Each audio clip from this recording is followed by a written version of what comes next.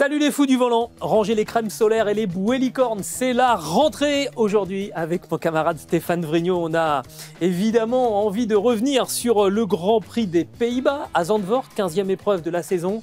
Bien rentré, Steph? Écoute, oui, on a bien profité. On entame maintenant la dernière ligne droite du championnat.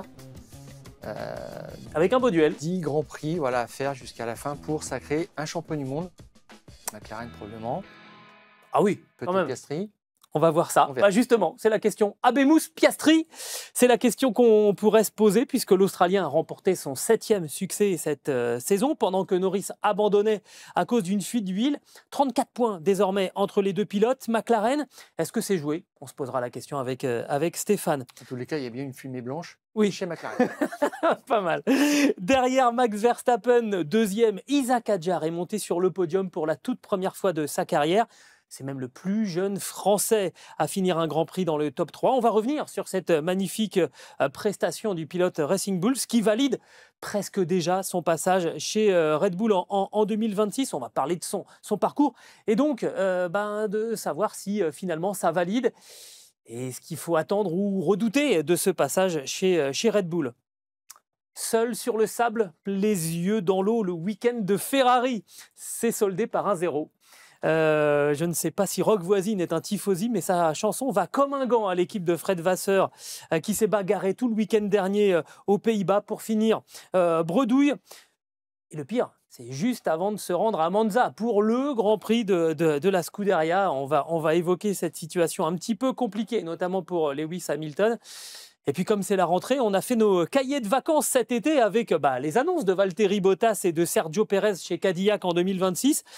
On va donc parler aussi de l'arrivée du constructeur américain qui mise sur l'expérience, qui mise beaucoup sur l'expérience de ses pilotes, mais aussi côté personnel, les boomers sont aux manettes. Avant de commencer ce 16e épisode des Fous du Volant, on voulait vous confier notre surprise et même notre gêne commune, Stéphane et moi, en voyant vendredi dernier les Sauber arborer comme si de rien n'était les couleurs du sponsor Kik sur la piste de Zandvoort. La F1 qui veut se donner une bonne image en faisant la chasse aux jurons, mais alors filmer un homme maltraité, ça ne vaut même pas la peine de se poser une question. On fait référence donc au décès de Jean Portmanov sur Kik. Alors je comprends bien que le diffuseur n'est pas responsable des actes. Si je maltraite Stéphane, c'est pas la faute de YouTube. Mais un petit mot de l'équipe quand même n'eût pas été déplacé. Et le plus décevant à titre personnel, c'est le silence de la FIA qui bombe le torse quand un pilote lâche un gros mot sous le coup de l'adrénaline, mais qui est resté totalement muette, alors que la FIA a quand même une sorte de mission de service public, circuler, il n'y a rien à voir. Voilà, ça nous a fait un petit peu drôle, on voulait vous le confier. On démarre par un petit plaisir, Stéphane, je vous l'avais annoncé en deuxième sujet, mais on attaque avec le podium de Isaac Hadjar qui a donc terminé 3e à Zandvoort. Un premier podium en guise d'embarquement vers Red Bull, c'est la question en fait qu'on peut se poser. Je le disais, c'est le 5e pilote le plus jeune de l'histoire à monter sur un podium et c'est même le plus jeune Français à monter sur un podium en Formule 1. Stéphane, mon sentiment, c'est que plus que l'âge, c'est aussi le nombre de Grands Prix qu'il a disputés pour y parvenir qui est intéressant. On en est au 15e Grand Prix de la saison. Il n'a pas fait le tout premier en Australie puisqu'il était sorti dans le tour d'installation. En même temps, dans ce top 5 des plus jeunes, il n'y a que Verstappen qui a été champion du monde. Tous les autres, je pense à des Stroll, à des pilotes comme ça, n'ont pas été champions du monde. Ce n'est pas une garantie, c'est une promesse. Ce résultat.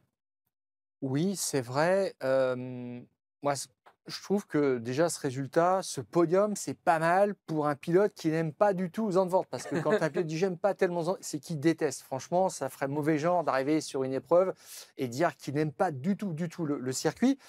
Mais au-delà de ça, ce que je retiens franchement, c'est la maturité dans les prises de parole. Tu sais que quand il va parler, c'est pas pour rien dire. C'est ça qui est génial. Il a un ton franc, direct. Il n'est pas bravache, hein, simplement il dit les choses comme il l'entend. Ouais. On sent qu'il est motivé, qu'il est animé par quelque chose et que ce garçon a besoin d'aller plus haut, même après un podium. Il a besoin de gagner des courses. Il a même besoin d'être champion du monde. Ça serait trop tôt, ça serait précoce de le dire comme ça, mais il se réserve un grand destin et il s'en donne les moyens. C'est clair. On a eu une annonce d'ailleurs le 10 août dernier. Il a rejoint une structure, en fait, une société qui va gérer ses intérêts, ses sponsors, en fait, tout simplement, ses relations commerciales. Et c'est une société qui travaille avec des gens comme Mbappé, comme Lamine Yamal. Donc c'est du sérieux. Beaucoup de footballeurs, hein. On va voir si justement le discours ne change pas un petit peu, s'il n'est pas un petit peu Bah plus après, il va prendre un contrôlé. petit peu. Tout à fait. Ça, c'est ce qu'il faut redouter, évidemment, parce qu'il va être pris de toutes parts, il va avoir des engagements, etc. Là, il y a une hype considérable autour de lui, mais il reste en même temps les pieds sur terre. Je trouve qu'il fait les choses bien, dans l'ordre, sans s'affoler. Il a fait peu de choses qui étaient, on va dire, stupides, entre guillemets, pour un débutant qui manque d'expérience. Ah, il y a sa faute en Australie, voilà. Oui, Allez. et encore même pas, parce qu'on avait dit qu'il n'avait pas fait le kéké sur Oui, le moment il s'est fait piéger. ça aurait pu arriver à n'importe qui. Et à côté de ça, il n'a jamais été à côté de la plaque, sur une action, sur une attaque, sur quelque chose. Et Helmut Marko a dit qu'il s'est fait attaquer par Leclerc, par Russell, voilà, et qu'il a très bien réagi avec beaucoup de calme. Ça veut dire que c'est très étonnant et que, bah oui, il est prêt à aller plus haut. Et la question, c'est jusqu'où. Exactement. Et tu as parlé de Red Bull. Moi, je pense que Adjar a gagné sa place chez Red Bull l'an prochain à Zandvoort. On va en parler. Pour l'histoire, hein, c'est quand même le 5e podium de l'histoire de cette équipe qui s'est appelée Toro Rosso, qui est ensuite devenu AlphaTauri, qui est maintenant Racing Bulls. Le premier podium 2008, victoire de Sébastien Vettel. Les 3 suivants, Pierre Gasly, en 2019, 2e place au Brésil. 2020, la victoire évidemment à Monza, tout le monde l'a en tête. Et puis Pierre Gasly de nouveau en Azerbaïdjan qui avait terminé 3e en 2021. Ça faisait donc 4 ans que cette équipe attendait. Et c'est Isaac Adjar de nouveau qui offre un podium à l'équipe qui jouera à domicile aussi, hein, à Monza le week-end prochain. Ça peut aussi jouer. Là, il va y avoir un petit peu plus de pression sans doute. On va quand même comparer les statistiques de Isaac Adjar à Liam Lawson. Par rapport à Lawson, tout à fait. Alors, sache qu'on fait de temps en temps, enfin je le fais après chaque Grand Prix, je mets à jour notre fameuse grille type après 15 Grands Prix. Là, je vois que Adjar est 8e. Quand même, c'est beau, hein, devant des gens comme Gasly, comme Alonso, comme Albon, etc. C'est juste extraordinaire. Il domine Lawson en vitesse pure le samedi après-midi, c'est 10-3 dans le duel en qualification, puisqu'ils ont été opposés 13 fois. Et puis, Lawson avait fait les 2 premiers Grands Prix de la saison chez Red Bull. Tout à fait. Ça pour ceux qui l'avaient oublié. Exactement. Et donc, avec ces points, il propulse Racing Bulls à la 7e place au championnat, pas très loin de la 6e place. Ça veut dire qu'il est vraiment un élément moteur maintenant dans l'équipe. Et on se posait la question, lequel de ces deux jeunes, Lawson ou Adjar, va prendre le pas pour postuler éventuellement. Là, maintenant, aujourd'hui, on ne se pose plus la question. Non, c'est fait. Alors, c'est quand même une belle réaction, ce podium, après 7 Grands Prix où tu ne marques pas. Mais là, on lui donne l'occasion. Il met tout dans l'ordre, il fait aucune faute. C'est ça aussi la marque des champions. Il traverse une mauvaise période parce que le matériel n'est pas au niveau, parce qu'il y a des problèmes de préparation, parce que les vents sont contraires, des safety cars qui sont envoyés à contretemps. Et puis, il a cette occasion-là, il la transforme. Ouais, et puis ça nous échappe un petit peu parce que nous, on fait autre chose entre les Grands Prix. Mais ça s'enchaîne quand même. Là, on en est déjà au 15e Grand Prix de la saison. Quand vous faites votre première année en Formule 1, vous prenez ça dans la tête. Ouais, quand ça commence un peu à se dérégler, c'est difficile de remettre les choses dans l'ordre. Il y a eu la trêve, il l'a effectivement bien exploité. Il y a encore un élément, Stéphane, dans les statistiques que tu m'as montré en préparant. Il y a quand même un élément qu'il va falloir un petit peu travailler. C'est les départs, les premiers tours pour Isaac Adjar. Alors, le premier tour, j'ai regardé tout simplement ce qu'il se passe autour de lui ou pour lui sur les premiers tours. Eh bien, il y a 2 Grands Prix sur les 14 qu'il a disputés où il a gagné une ou plusieurs positions.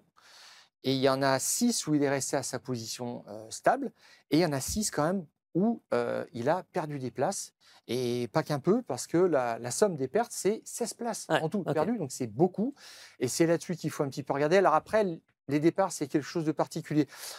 Il a dit sur Canal+, ce week-end qu'il préférait prendre des risques parce que c'est ce qui lui permettait d'apprendre plus. Mais sur les départs, tu peux pas non plus faire n'importe quoi parce qu'il y a des gens aussi autour de toi qui sont à la limite de faire n'importe quoi.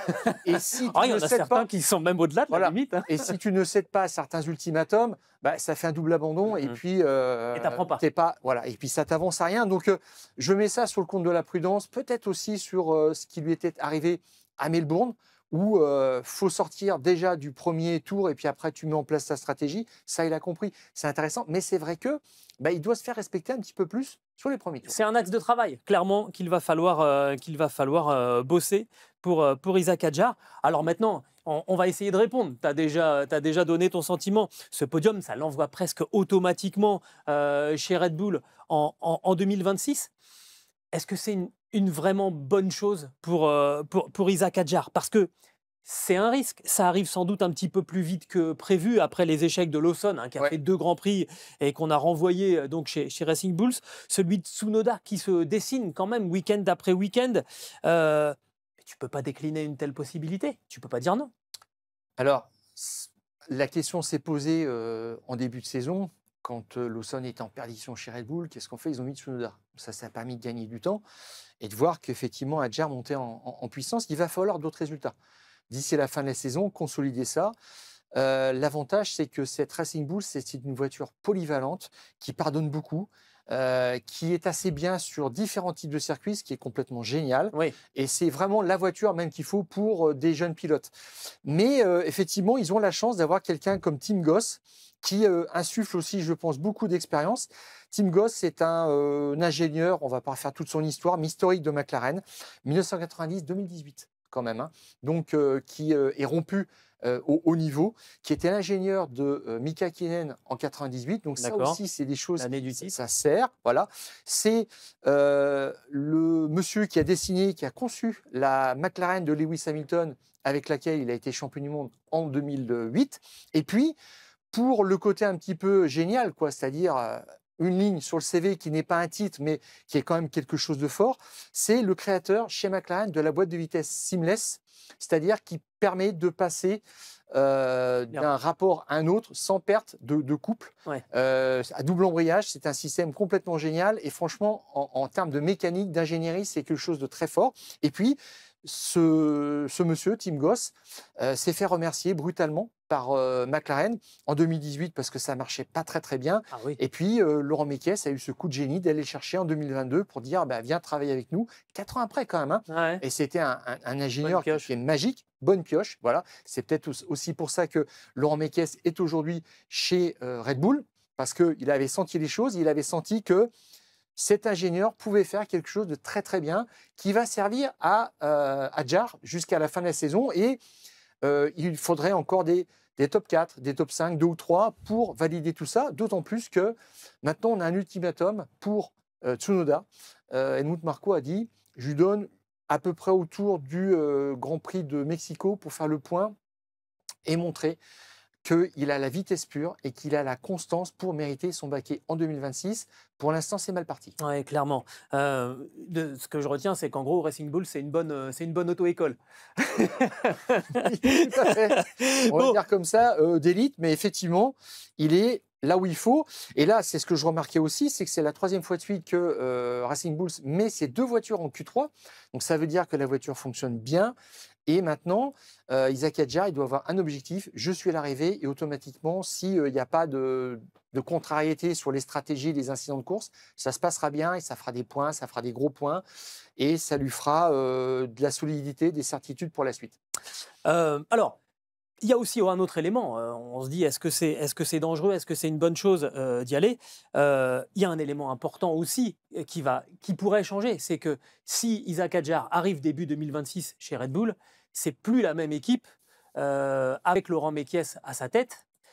Qu'avec Christian Horner. On a bien cerné le problème qui se posait, non pas seulement de la faute de Christian Horner, d'ailleurs, il ne faut pas lui faire porter le chapeau totalement, mais sur le fait d'avoir un seul pilote. On voit bien la limite que ça pose aujourd'hui à l'équipe, et ça, c'est clairement un axe de travail qui sera forcément au cœur du métier chez Red Bull.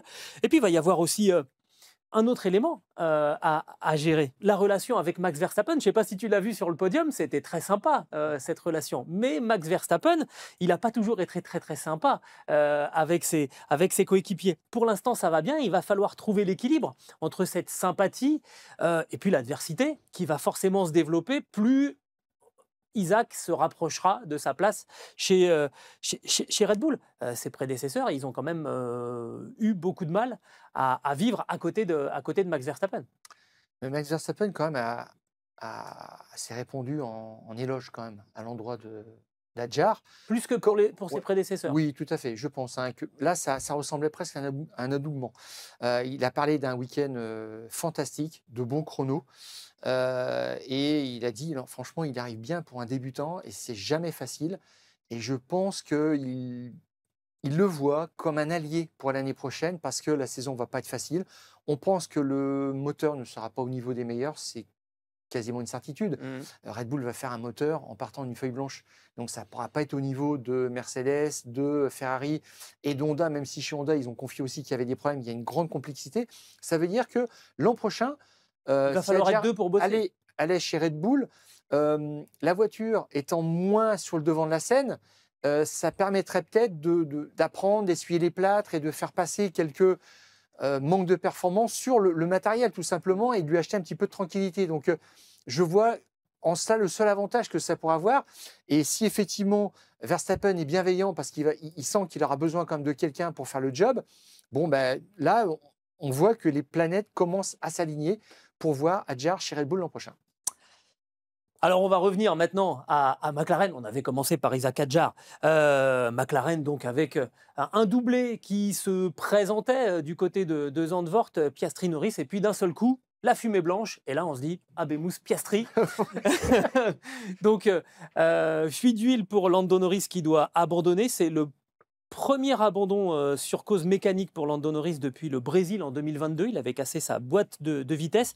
Alors, est-ce que c'est joué, Stéphane? 34 points d'écart entre les deux pilotes McLaren désormais. Je ne parle même pas des autres. Hein. Ils sont à des années-lumière. On ne va pas se raconter d'histoire. Est-ce que c'est joué d'après toi? Il reste 9 Grands Prix et 3 sprints. Donc, un total de 249 points possibles. 34 points d'écart.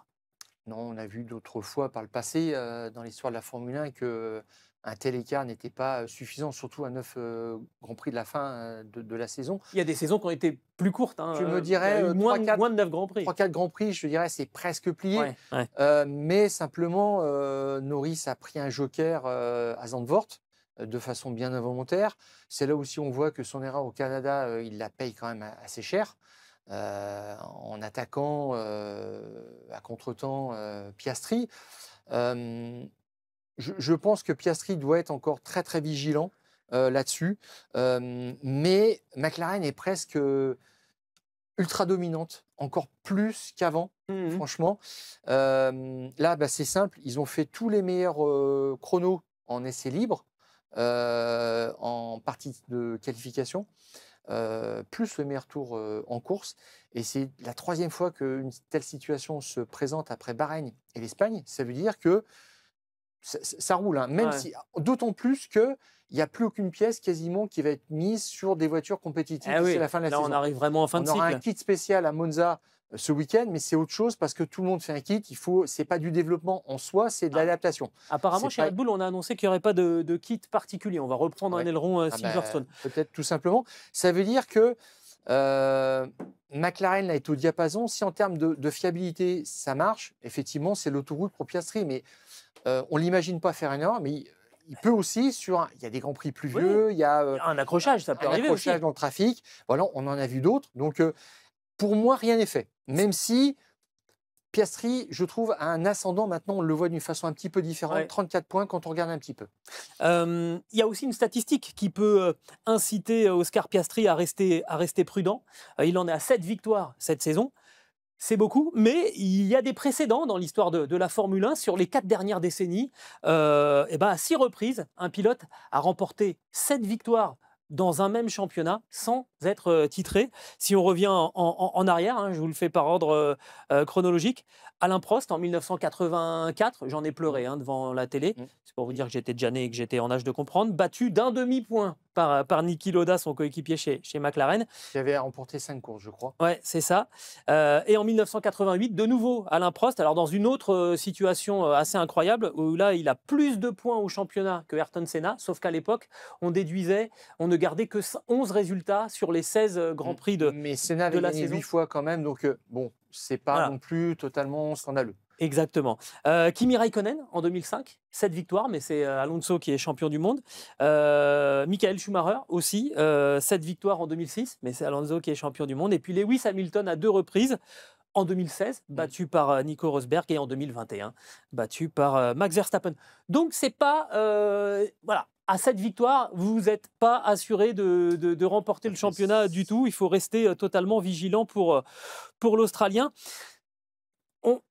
Tu disais hein, quand même qu'il y a des choses qui sont intéressantes. Il y a une dynamique maintenant du côté d'Oscar Piastri. J'aimerais bien qu'on parle, tu m'as montré quelque chose en préparant l'émission, l'évolution des 2 pilotes McLaren durant un week-end en cumulant les prestations, essai libre 1, libre 2, libre 3. Je regardais ce qui se passait en qualif et puis aussi en essai libre.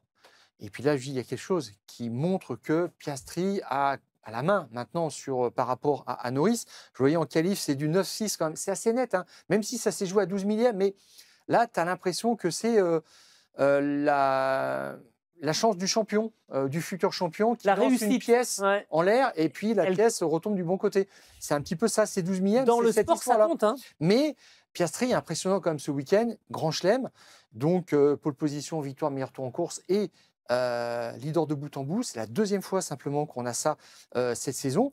Et puis je regarde plus précisément ce qui se passe, surtout par rapport à Norris, parce que je me dis comment est-ce que ça peut s'expliquer. Est-ce qu'il y a une façon de faire de Piastri d'aborder ses week-ends, parce que dimanche, quand il arrive, il dit bah, il ne pouvait rien arriver. Il y a pourtant eu 2 ou 3 restarts, il y a eu des événements. Et c'est vrai qu'on avait le sentiment qu'il avait tout entre les mains et qui maîtrisait les relances, il n'y a pas de problème, il ne se fait pas peur. Tout à fait. Et quand je regarde plus précisément, en fait, les fois où Piastri et Norris ont dominé une séance d'essai libre ou une partie de qualification. C'est assez intéressant parce que quand tu vois sur le tableau, Gilles, Norris, il flambe. En essai libre. Je ne peux pas le dire autrement parce que c'est lui qui montre sa vitesse pure et tout de suite, il a une certaine capacité à ça. C'est assez intéressant. Le terme flambé, on se dit il crâne un peu. Il démarre plus vite en tout cas. Oui, en tous les cas, il a envie de montrer sa vitesse et quand je vois ça, je me dis même, est-ce qu'il n'en a pas besoin pour se rassurer? C'est encore autre chose, mais essai libre 1, essai libre 2, Norris, il a dominé cette séance du vendredi midi, voilà. Entre guillemets, et puis de l'après-midi pour les essais libres 2. Et puis, il y a Piastri, on le voit, qui revient un petit peu dans le jeu. Les essais libres 3, c'est à 5-5. Les essais libres 3 sont un petit peu particuliers parce que c'est là où quand même tu finalises. Tu tiens compte en fait de ce qui s'est passé le vendredi et tu finalises tes réglages. Et c'est avec ces réglages-là que tu vas en qualif. Et puis aussi que tu as évalué ce qu'il te fallait pour la course. Donc, c'est un mix des deux et après, tu n'y touches plus. Donc, là-dessus, en fait, Piastri, il pousse un peu en essai libre 3, et à partir du moment où il est rassuré, il sait ce qu'il a, eh ben, il ne s'excite pas en Q1 et en Q2.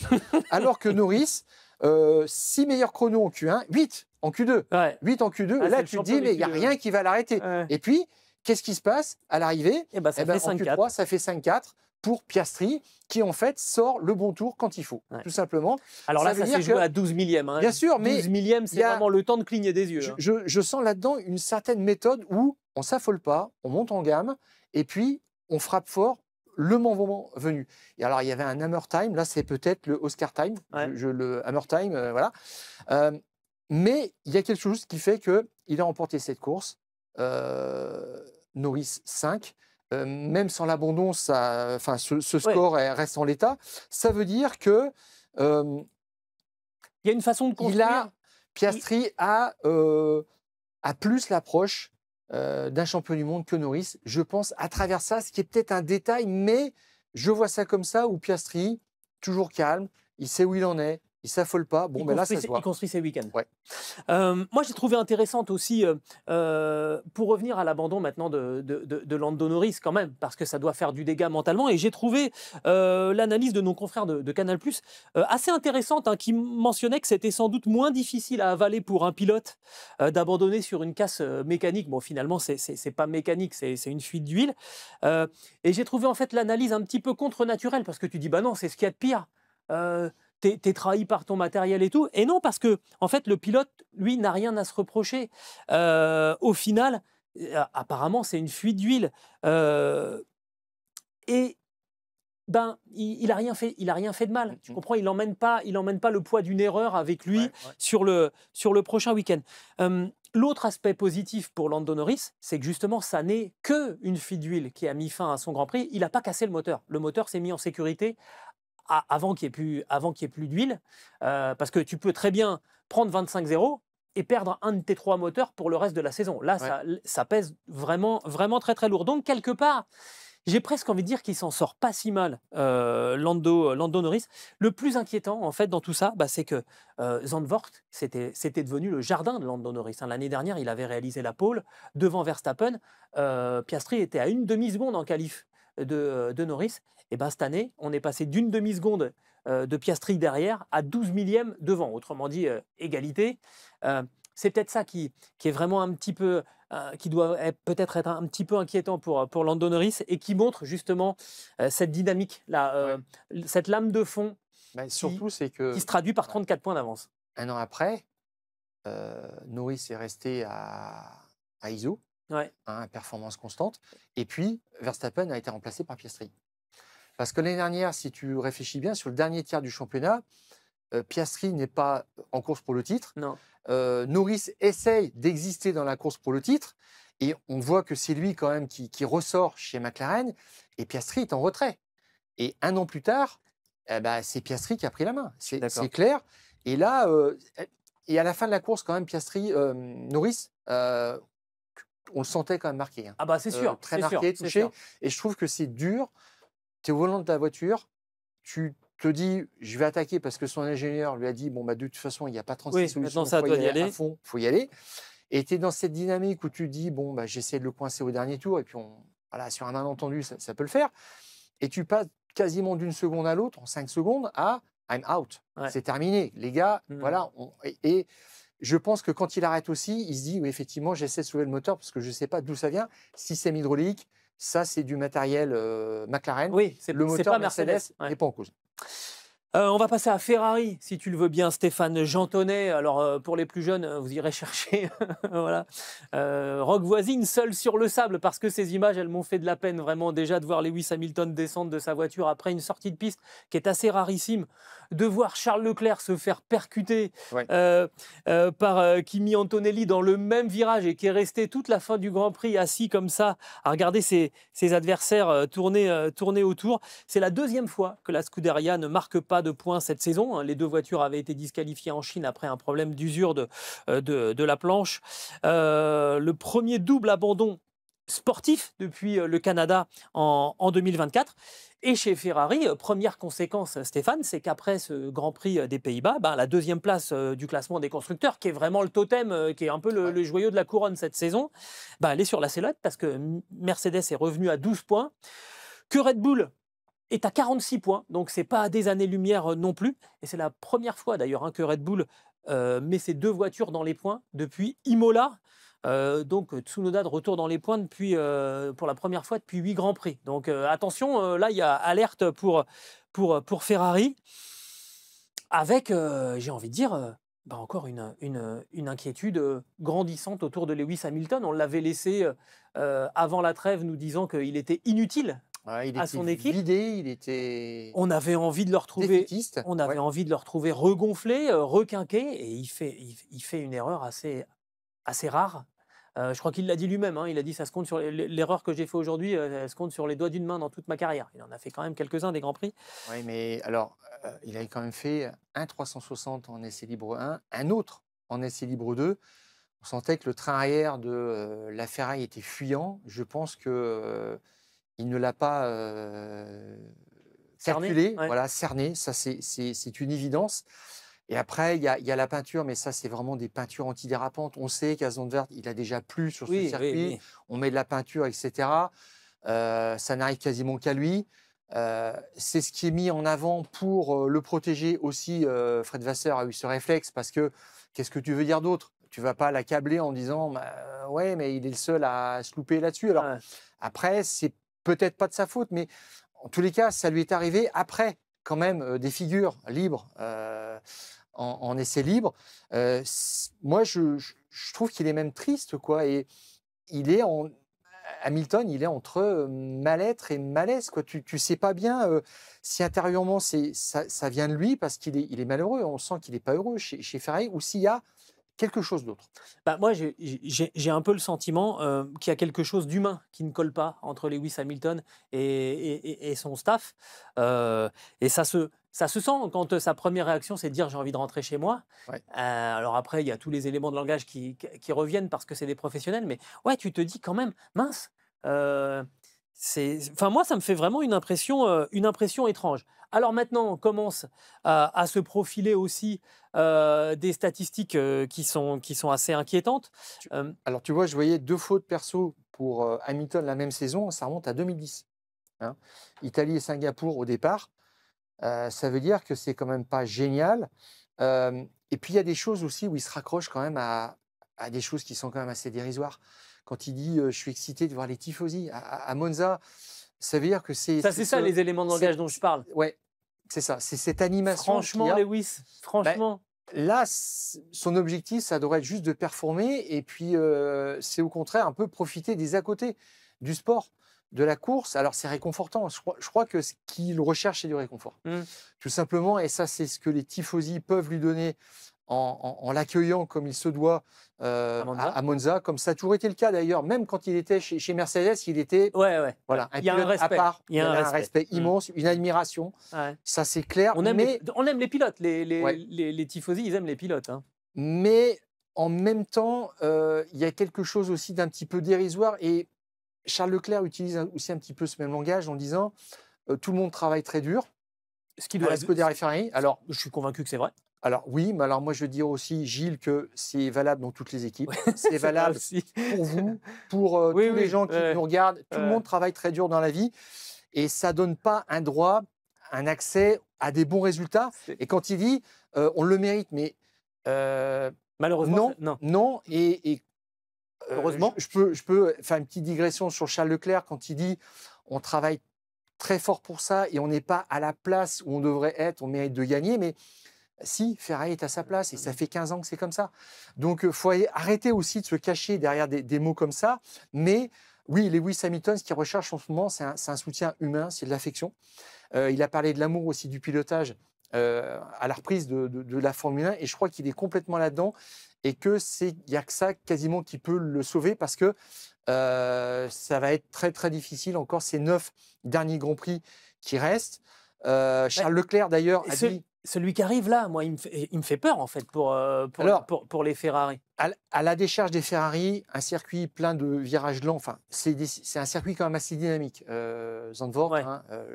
le temps autour était quand même assez faible, mais c'est juste ce qu'il ne faut pas pour la Ferrari. Ouais. Voilà, tout à fait. Donc ça s'explique en partie aussi par ça. Et puis, Lewis Hamilton, il a besoin comme de rouler chez Ferrari pour encore comprendre cette voiture. Et ce que je vois aussi, c'est qu'il n'a toujours pas donné son volant à un jeune pilote pour des essais libres 1, alors que Leclerc a évacué le sujet et que lui, il a purgé ses 2 no-show depuis le début de la saison. Donc je ne sais pas où est-ce qu'ils vont le sortir de la voiture pour lui dire tu vas pas faire cette séance d'essai, c'est pas grave, mais si, ça pourra avoir un impact sur la suite. Donc il est certainement impatient d'en être à l'année prochaine. Mais s'il y a une grande forme de point d'interrogation et ce sentiment encore qu'il est toujours et encore transparent. Charles Leclerc a fait une pole position et Lewis Hamilton ramasse les miettes quand même, encore. Hein. On le voit dans les statistiques. On avait parlé du comparatif Piastri-Norris qui était très intéressant sur l'évolution de la domination chez McLaren. Mais là, on peut vous proposer la même chose du côté de chez Ferrari. On voit qu'effectivement, Leclerc s'est montré quand même en essai libre 1, 2, 3 depuis le début de la saison, surtout à Monaco quand même, hein, mais sur 4 circuits différents. Il y a un meilleur temps en Q1 et puis une pole position évidemment. Et Lewis Hamilton, on l'a vu, qu'à 2 reprises, en essai libre 1 et en Q2, en haut de la feuille des temps. Et c'était où, Gilles? En Chine? Non, Non. c'était à Silverstone. Ah, ok. Ça veut dire que à la maison, il y avait quelque chose en plus et que peut-être que ça a joué un petit peu son circuit fétiche. Bon, Un on va voir supplément si... d'âme. Oui, tout à fait. Donc on va voir si à Monza, il y a ce petit effet Ouais. un petit peu à domicile aussi. Ah, mais malheureusement, il partira pas de la pole à Monza. Il a pris 5 places Ouais. de pénalité pour une histoire de double drapeau jaune. Donc, dans le tour d'installation, en fait, ça, c'est passé un peu sous les radars au moment du Grand Prix. Mais en allant s'installer sur la grille, vu qu'il y a un énorme banking dans le dernier virage du circuit, les commissaires avaient mis double drapeau jaune. Il fallait ralentir beaucoup. Il n'a ralenti que de 20 km/h par rapport Ouais. à son passage sur les derniers le essais double drapeau jaune, on le voit bien, hein, clairement. Et puis, c'est son entrée aussi très rapide dans les stands. dans les stands, alors qu'il y avait des gens qui étaient à 50 mètres. Quoi. Et là, si la voiture a un moindre problème, bon, mon Dieu. Hein.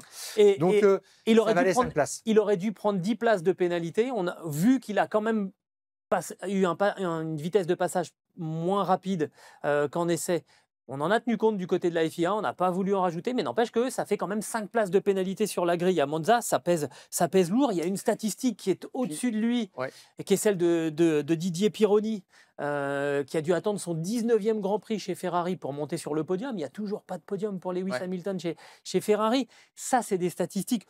Alors, cette stat-là, je suis sûr qu'il ne la connaît même pas. Il ne sait pas qu'elle existe. Mais voilà, il y a une sorte de poids, on le sent. C'est quelqu'un de solaire, Lewis Hamilton. Et en ce moment, je trouve qu'il ne dégage pas cette aura. Il y a quelque chose qui va pas. J'ai l'impression de retrouver le Lewis Hamilton. Je ne sais pas si tu te souviens de cette période quand il s'était séparé de Nicole Scherzinger. Voilà, 2011. Tu parlais de mal-être tout à l'heure. Eh ben, je ressens ça. Je ressens ça. Et chez McLaren, il disait qu'il faisait l'état, enfin, il connaissait l'état des relations avec Nicole Scherzinger, en voyant un petit peu son langage corporel et comment est-ce qu'il se comportait sur les grands prix où il y a des moments où il n'était pas là. Quoi. Je veux dire, quand vous êtes un, il faut être heureux un pour homme, être une femme et que vous avez une piloté. déception, vous l'emportez au travail comme Lewis Hamilton. Et là, en ce moment, il emporte quelque chose et on n'arrive pas à comprendre ce que c'est exactement. Tout ça avant une pression démentielle à Monza. On va en reparler d'ici quelques minutes. On va parler de Cadillac, Stéphane. Il faut qu'on avance. Cadillac qui a donc titularisé pendant l'été ses 2 pilotes pour 2026. Donc Valtteri Bottas et Sergio Bottas. 2 pilotes. Sergio Pérez. J'ai dit quoi? Sergio Bottas Sergio Bottas. Et Valtteri Pérez. 2 pilotes avec un cumul. Alors, j'ai envie de dire... le titre de cette rubrique, c'est Cadillac, l'expérience au cœur du recrutement. Vraiment, c'est ça. On est allé chercher de l'expérience à tous les étages. On va parler des pilotes, on va parler du staff aussi. Mais d'abord, les pilotes. Valtteri Bottas, Sergio Pérez, Stéphane. On en a des kilomètres et des kilomètres. Alors, je ne me souvenais plus que Bottas avait été 2 fois vice-champion du monde, ce qui est quand même pas rien. Donc, si tu ne peux pas te payer un champion du monde en Formule 1, tu te payes des vice-champions du monde. Et Cadillac, quand même, c'est pas mal pour une entrée en Formule 1. Ils ont dit, les deux sont disponibles. Donc, 3 titres de vice-champion du monde en tout. Alors, ça fait combien? Plus de 500 Grands Prix 527 Grands Prix. Tout à fait. À eux deux. Victoires. 106 podiums. Oui. Et puis, 23 pole positions. Donc, tout ça, c'est pas mal. Effectivement, c'est une quantité d'expérience extraordinaire. Et j'ajouterais même aussi des saisons dans un top team. Ça, c'est pas mal. 7 pour Bottas chez Mercedes et 5 pour Pérez. Et pour Bottas, je compte 2 quand même chez Williams, ce qui n'était pas rien. Ouais, tout à fait. Je crois que c'est du 2014-2015. Ça tourne quand même à plein régime. Chez Williams, cette année-là, ils sont 3e championnat constructeur. Bon, c'est solide. Et puis, Pérez avait fait aussi une saison chez McLaren avant ses 4 saisons chez Red Bull. Tout ça, tu empiles ça, effectivement, tu achètes de l'expérience, du savoir-faire et ça va accélérer la connaissance des process. Tout à fait. Et puis, quand tu arrives chez Mercedes, tu sais comment ils préparent un week-end. Tu sais comment on travaille chez Red Bull avec Sergio Pérez. Mais ces pilotes avaient un avantage énorme, c'est qu'ils étaient détenteurs d'une super licence. Je m'explique, ils visaient plutôt Colton Herta. Colton Herta n'a pas sa super licence, il a 35 points sur les 40 disponibles, à tel point qu'il y a une rumeur comme quoi il irait chercher des points supplémentaires en Formule 2 l'année prochaine. Il s'engagerait en Formule 2 pour remettre un pied dans le système. Les circuits, c'est peut-être aussi un apprentissage des circuits pour préparer. Mais ces deux pilotes-là, Bottas et Perez, ont signé pour 2 ans. Hein, c'est la durée supposée parce que ces pilotes-là, tu ne les prends pas pour 1 an. Et c'est d'ailleurs deux pilotes qui ont couru quasiment toute leur carrière après des contrats de 2 ans, qui n'avaient que des contrats d'1 an. On sait comment ça s'est terminé. Bottas, ça a fait pchit pendant 2 ans chez Sauber Alfa Romeo. Et puis Perez, il n'a même pas eu le temps d'exécuter son contrat. Il s'est fait déposer avant. Et Perez, 10 millions de dollars pour 24 Grands Prix, pour la somme d'expérience, je trouve que c'est peu quand même, alors qu'on parle d'un constructeur qui est quand même assez large sur le plan de la surface financière. Bon, voilà. Mais moi, j'aurais quand même pris autre chose. Je trouve que c'est un choix conservateur. Il fallait l'un des deux. Bottas ou Perez, tu choisissais. Perez, c'est plus pour la touche, effectivement, américaine. J'entends par là mexicain, donc tout le continent américain, tout à fait, qui a une extraordinaire popularité aussi aux États-Unis. Donc ça, c'est très bien, s'il fallait en choisir un. Et puis, comme l'a regretté Isaac Hadjar, il y a des bons pilotes en Formule 2. Et on a vu qu'on peut faire émerger. Et là, ça laisse un peu en plan des gens comme Felipe Drugovich, champion de Formule 2. Pourquoi est-ce qu'on ne va pas chercher un pilote comme ça, surtout si c'est pour apprendre? Alors, c'est vrai que, tu le dis, Gilles, le but, c'est d'apprendre et d'accélérer tout ce processus-là. Donc, bon, mais c'est un petit peu un regret. Mais ce que je te dirais, c'est que ces deux pilotes, quand même, qui sont un peu usés mentalement et qui ont été rejetés par le système. Oui, mais ils vont peut-être avoir envie de revanche. Quand je te dis usés mentalement, c'est-à-dire que Bottas, il marque 0 points pour sa dernière saison chez Alfa Romeo. Son coéquipier Joe en marque 4. Donc, c'est quand même un petit peu embarrassant. Perez, il marque 152 points. Alors là, on est à 436 pour Verstappen. Donc, on est dans deux dimensions, deux mondes complètement différents. Et puis surtout, j'ai regardé ce comportement sur les premiers tours. On a affaire à des pilotes qui sont tétanisés, vraiment, qui sont pétrifiés de peur. Sur 24 Grands Prix, eh bien, Bottas, il perd une ou plusieurs positions à 13 reprises, quand même. Pour un pilote qui part en fond de grille. Donc, normalement, assez facilement, tu gagnes des positions. Et qui a été 2 fois vice-champion du monde. Tout à fait. Donc, bon. Et puis, Perez, c'est pareil, 10 pertes de place. Ça veut dire que c'est des pilotes qui n'avaient plus d'agressivité, qui n'avaient plus d'initiative. Et moi, ce dont j'ai peur, c'est que s'ils se disent, on va se faire 2 années bien payées au service d'un grand constructeur, et puis on va finir notre carrière comme ça, il n'y en a pas un qui poussera l'autre. Ah, je suis pas... Alors, pour moi, c'est le risque. Et il faut qu'ils se remettent dans une dynamique parce que chez Mercedes, Toto Wolff disait chaque hiver, il va falloir que je reconstruise le mental de Valtteri Bottas. Et Horner disait à peu près la même chose de la part de Perez. Helmut Marko aussi. Donc, ça va être le sujet aussi. Et c'est un vrai sujet pour moi. Reconstruire un mental remotiver, essayer de positiver. Mais oui, on sait que ce n'est pas sa spécialité. C'était un petit peu quand même les travaux d'hiver de Christian Horner. Voilà. On a parlé de l'expérience des pilotes, on va parler maintenant de l'expérience du staff chez Cadillac, parce que vous allez voir que on est presque au-delà de l'expérience. Hein. C'est Expandables qui déboule en Formule 1 chez Cadillac. Il y a 400 personnes qui sont déjà au travail dans les locaux de chez Cadillac, qui sont pour l'instant à Silverstone. On verra derrière que c'est assez éclaté encore comme univers. Mais l'équipe a indiqué déjà son intention de s'installer aux États-Unis. Tu vas nous expliquer ça, Stéphane. Et qu'on avait pour objectif de passer à 650-700 personnes pour le début 2026.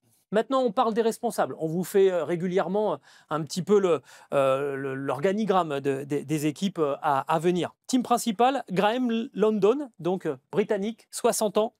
Un entrepreneur qu'on a déjà vu en F1 dans les années 2010. Il était chez Virgin et ensuite il est passé chez Marussia. C'est lui qu'on est allé chercher. OK. Directeur des opérations. Là, le nom, on le connaît, Rob White, 60 ans. Dans les années 90, il avait dirigé l'ingénierie chez Cosworth et ensuite, il était devenu directeur technique chez Renault F1. Directeur technique moteur, oui. Oui, exactement. Et après, ensuite, il avait dirigé longtemps la partie à Enstone qu'il a quitté en 2024. Il a laissé Alpine. Directeur technique, Nick Chester. Anglais, 56 ans, donc là c'est pareil, hein, il ne sort pas de l'école. Donc lui, il a débuté pareil dans les années 90. Il fait partie de l'aventure Renault en 2005 et en 2006 avec les titres donc de Alonso. C'est lui qui avait supervisé le développement des mass dampers sur la Renault. Il était devenu directeur technique chez Lotus et il a quitté Renault en 2020 pour aller chez Mercedes en Formule E.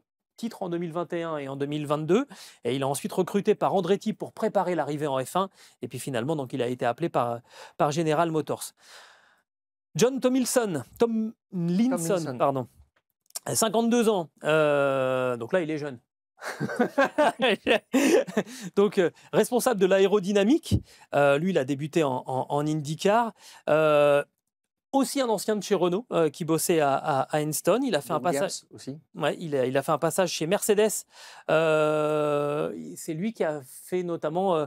Il était dans l'équipe qui avait conçu la Mercedes zéro ponton. Ouais. Bah, il n'est pas resté. Et donc, il a rejoint le projet Cadillac. Pat Simons, conseiller, là, 72 ans. Donc, lui aussi, ingénieur de formation. Lui aussi, ancien de chez Renault. Hein, il avait été banni avec Flavio Briatore suite au Singapore Gate. Et puis ensuite, il était devenu directeur technique de la FIA. Banni par la FIA, directeur technique de la FIA. C'est lui qui avait mis au point le règlement technique pour les F1 à effet de sol en 2022. Et il a participé à l'élaboration du règlement pour 2026. Donc, il le connaît parfaitement. Peter Krolla aussi, qui est un ancien team manager de chez Haas, qui va débouler chez Cadillac. C'est des gens qui ont beaucoup d'expérience et qui vont donc débouler chez Cadillac. Stéphane, on va parler aussi de cette annonce où ils disent qu'ils veulent s'installer aux États-Unis. Pour l'instant, on est à Silverstone dans la Motorsport Valley, mais on veut aller aux États-Unis.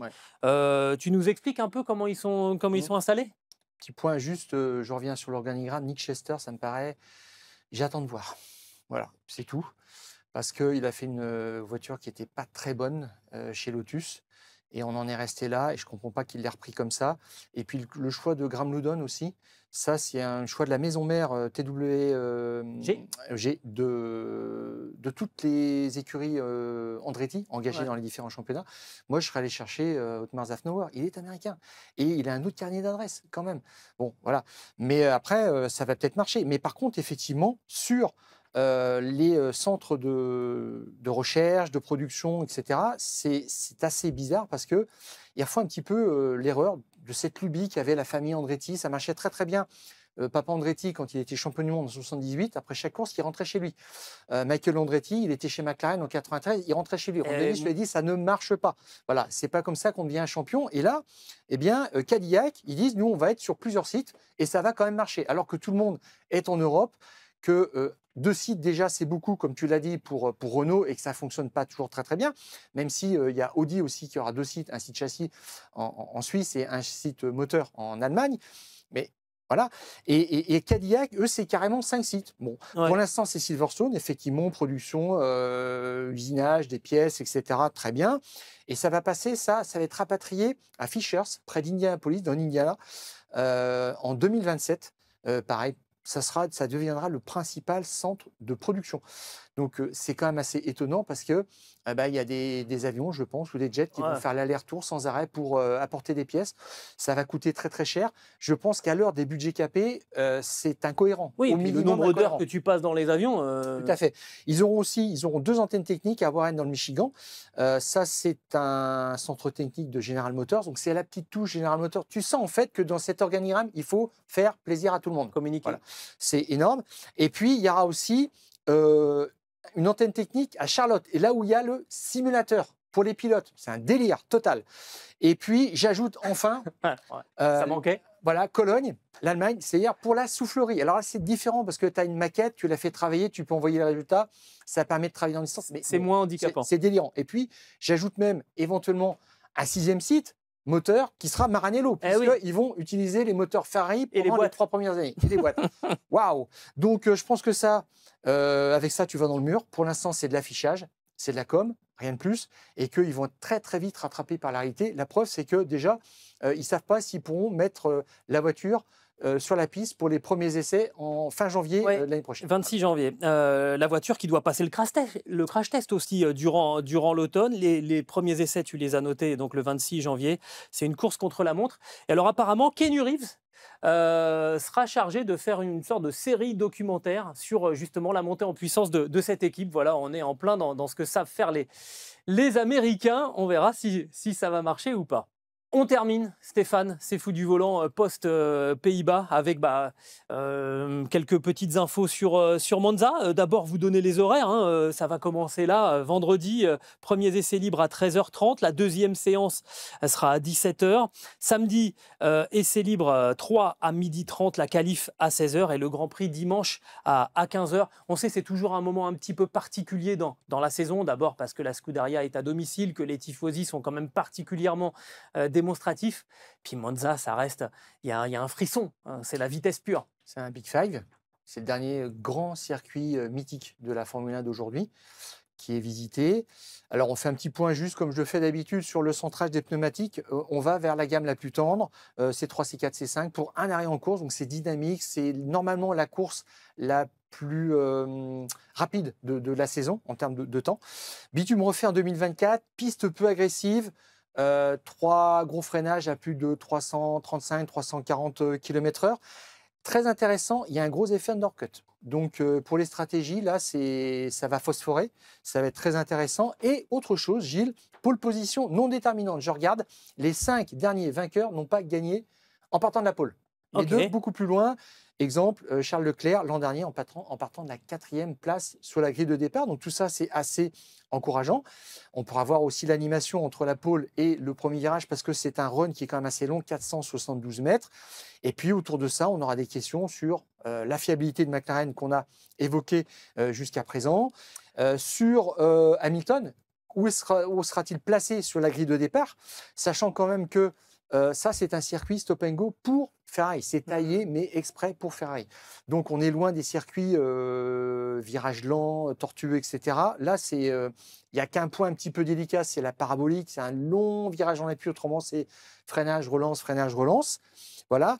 Et puis, au-delà de cette pression sur Ferrari, chez nos amis italiens, on surveillera aussi particulièrement Kimi Antonelli, qui lui aussi s'est mis dans des bonnes dispositions. On a harponné Charles Leclerc. Il veut monter dans une Ferrari, ce garçon-là. Oui, il a juste oublié de descendre de sa Mercedes avant.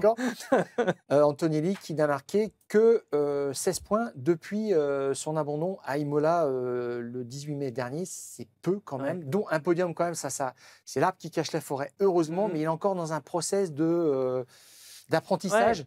Il ne va pas falloir s'emballer. C'est lui qui avait les honneurs chez les rookies en début de saison. Bon, Isaac Hadjar lui a un petit peu volé la vedette avec son podium aux Pays-Bas. Isaac Hadjar, il va être à domicile aussi, quelque part. Son équipe, elle est basée à Faenza. Donc là aussi, un petit peu plus de pression. Ça va nous dire aussi de quel bois est fait Isaac Hadjar, qui reste sur son premier podium en carrière. Allez, pourquoi pas.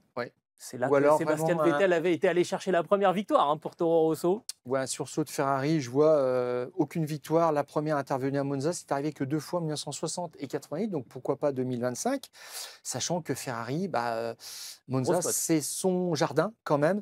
20 victoires, c'est le record pour une écurie sur un circuit, et c'est 23 pole positions. Là aussi, c'est un record. On attend un sursaut des rouges. On a tout dit, je crois, même un peu plus pour ce Grand Prix des Pays-Bas. Stéphane, on se retrouve dès la semaine prochaine, mardi, sur la chaîne YouTube donc des Fous du Volant. Évidemment, vous pouvez nous poser des questions, nous faire des remarques. On est preneurs, on reste courtois, c'est le principal. On se dit à la semaine prochaine, Steph. Et d'ici là, on coupe le contact.